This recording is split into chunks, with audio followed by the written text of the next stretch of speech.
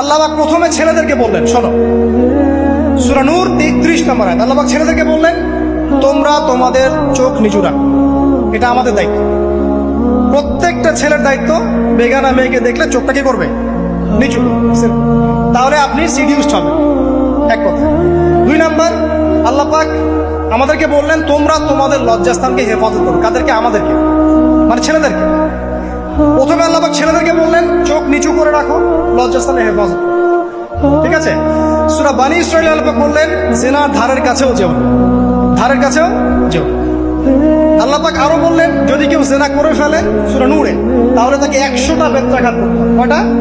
১০০টা, এবং ১ বছরের জন্য তাকে বহিষ্কার করতে হবে। আল্লাহ পাক শাস্তিও দিলেন, শুধু তাত্ত্বিক বিধান দেন নাই, শাস্তিও দিয়েছেন। কারণ শুধু তাত্ত্বিক বিধান দিয়ে হবে? আমি যদি ওয়াজ করে বেড়াই, ভাই মদ খায় না, মদ খায় না, কোনো শাস্তি না অ্যাপ্লাই করি, তাহলে কি মদ ছাড়বে মানুষ? আমরা যদি বলি হত্যা করা মহাপাপ, মহাপাপ, দুর্নীতি করা মহাপাপ, মানুষ দুর্নীতি ছাড়বে? ছাড়বে না, যতক্ষণ না শাস্তি নিশ্চিত করা যাচ্ছে। আল্লাহ পাক তাত্ত্বিক কথা শুধু বললেন না, শাস্তিও নিশ্চিত করলেন। তারপর আল্লাহ পাক আরো বললেন, যদি বিবাহিত কোনো ব্যক্তি ব্যভিচার করে, তাহলে তাকে রজম করতে হবে, মাটিতে পুঁতে তাকে পাথর নিক্ষেপ করে হত্যা করবে। ঠিক আছে? শাস্তি। এরপরে দেখেন আল্লাহ পাক মেয়েদেরকে বলছেন, মেয়েদেরকে বলছেন, তোমরা মূলত ঘরে থাকো, যদি বাইরের পরিবেশ তোমাদের অনুকূলে না থাকে, তোমরা ঘরে অবস্থান করো। ওয়াকরনা ফি বুয়ুতিকুন্না ওয়ালা তাবাররুজনা তাবাররুজাল জাহিলিয়াতিল উলা। তোমরা মূলত ঘরে থাকো। জাহিলি যুগে মেয়েরা যেভাবে নিজেদেরকে প্রদর্শন করে বেড়াতো, এই কাজটা তোমরা করো না। যদি করো তাহলে সমাজে বেহায়াপনা, ফাহিশা বেড়ে যাবে, তোমরা নিজেরাই ক্ষতিগ্রস্ত হবে, যেটা ওরা হচ্ছে এখন।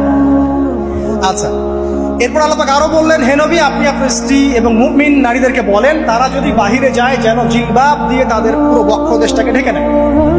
তাহলে পোশাকের সংস্কৃতির শেকড় কোত্থেকে শিখবো? আমি কোত্থেকে শিখবো? আল্লাহ পাক কর্তৃক নাজিলকৃত সর্বশেষ ঐশী গ্রন্থ থেকে শিখবো নাকি? যে বইয়ের মধ্যে কোনো ভুল নাই সেটাই তো আমার শেখার মাধ্যম হবে নাকি? নাকি যে দর্শনে 1000টা ভুল সেটা শিখবো আমি?